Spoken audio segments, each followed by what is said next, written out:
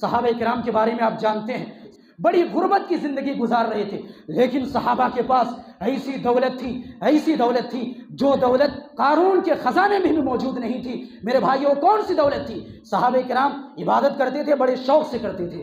صحابہ کرام عبادت کرتے تھے، بڑی دلچسپی کے ساتھ کرتے تھے۔ صحابہ کرام عبادت کرتے تھے، بڑی دل جمعی کے ساتھ کرتے تھے۔ صحابہ کرام عبادت کرتے تھے، بڑی یکسوئی کے ساتھ کرتے تھے۔ ہماری حالت کیا؟ آپ ذرا خود اپنا معائنہ کر لیجئے، اپنا محاسبہ کر لیجئے۔ ہم جماعت میں بھی شریک ہو، فوراً نماز ختم ہو جائے۔ یہ حالت ہے ہماری۔ جس کی یہ فکر ہو، جس کو نماز میں جو سکون اچھا نہیں لگتا ہو، بھلا بتائیے اس کی نماز ہے یا کیا ہے؟ میرے بھائیوں، نماز کے اندر بھی سکون پیدا کرنے کی ضرورت ہے۔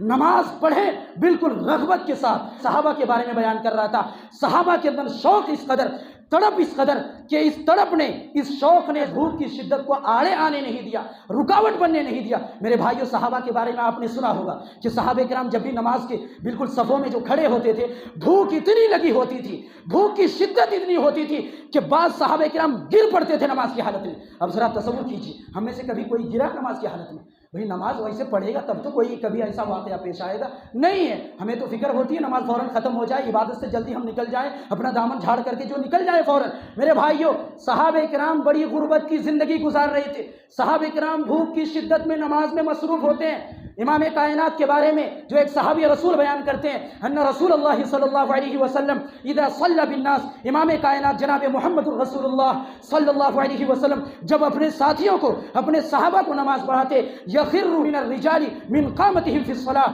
کہ بعض صحابہ کرام، چند صحابہ کرام بھوک کی شدت کی وجہ سے، پریشانی کی وجہ سے، مصیبت کی وجہ سے، جسم کے کمزور ہونے کی وجہ سے نماز کے صفوں کے بیچ میں گر پڑتے تھے۔ وہ کون تھے؟ وہم اصحاب الصفہ تھے۔ ان کا کوئی گھر بار نہیں تھا، ان کا کوئی ٹھکانہ نہیں تھا، ان کے پاس زمین و جائیداد نہیں تھی، ان کے پاس آسمان کو چھوتی ہوئی بلڈنگیں نہیں تھی، لیکن ان کے پاس سب سے بڑی دولت تھی۔ وہ کون سی دولت تھی؟ عبادت کی رغبت تھی، عبادت کا شوق تھا، عبادت کی تڑپ تھی۔ ایسی تڑپ پیدا کرنے کی ضرورت ہے۔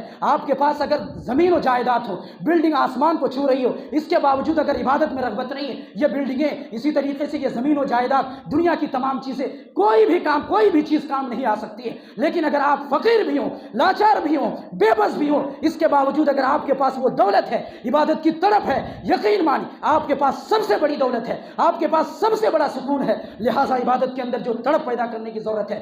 صحابہ کی حالت دیکھیے، صحابہ جو نماز کی حالت میں گر پڑ رہے ہیں، اس کے باوجود نماز پڑھتے رہے۔ بعض دیہاتی، حدیث کے الفاظ ہیں، حتیٰ یقول الاعراب، بعض دیہاتی کہا کرتے تھے، ہؤلاء مجانین او مجانون، یہ لوگ تو پاگل ہیں۔ یعنی صحابہ کو لوگ پاگل کہا کرتے تھے کہ وہ بھوک کی گر پڑتے تھے، اس لیے لوگ کہا کرتے تھے، لیکن لوگوں کی پرواہ نہیں، لوگوں کی باتوں کی طرف توجہ نہیں، صرف رب کی طرف توجہ دیتے تھے، رب کی رغبت رکھتے ہوئے جو عبادت کرتے تھے۔ میرے بھائیوں، نبی اکرم صلی اللہ علیہ وسلم سلام پھیر کر کے صحابہ کرام کو دیکھتے تھے، آپ جو تسلی دیتے تھے، کون سی تسلی؟ یہ ٹیبلٹ کھا کر کے، گولی کھا کر کے، ہزاروں دوائیاں استعمال کر کے وہ تسلی ہرگز نہیں مل سکتی ہے۔ زمین و جائیداد اکٹھا کر کے وہ تسلی ہرگز نہیں مل سکتی ہے۔ یہی وجہ ہے کہ بعض دفعہ بہت سارے لوگ سوال بھی کرتے ہیں، یار ہمارے پاس جو چیز چاہے ہم کھا سکتے ہیں، یعنی ساری دولت ہمارے پاس موجود ہے، لیکن سکون موجود نہیں ہے۔ کیا وجہ یہی ہے۔ آپ اس سوال کا جواب اور اس وجہ کو اپنے ذہن میں نوٹ کر کے جائیے، آج سے تہیہ کر لیجئے۔ عبادت میں شوق پیدا کرنے کی ضرورت ہے۔ صحابہ کرام کی طرف نبی صلی اللہ علیہ وسلم توجہ دیتے تھے، اس کے بعد آپ تسلی دیتے تھے، روحانی تسلی دیتے تھے۔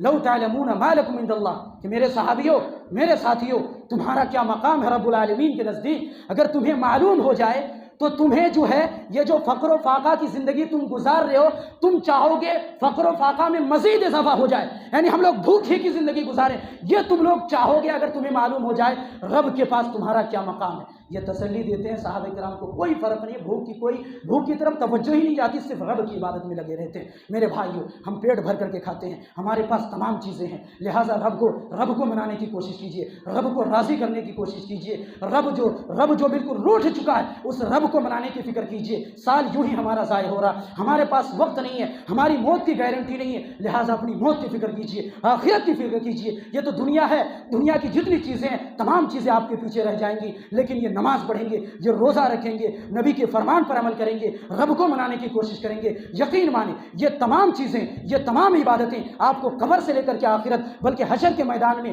حتیٰ کہ یہ تمام چیزیں آپ کو جنت میں جو ہے داخلہ کرا سکتی ہیں، اس کے علاوہ دنیا داری آپ کو جنت میں داخل نہیں کرا سکتی ہے۔ یہ چیز آپ یہاں سے آج لے کر کے جائیے۔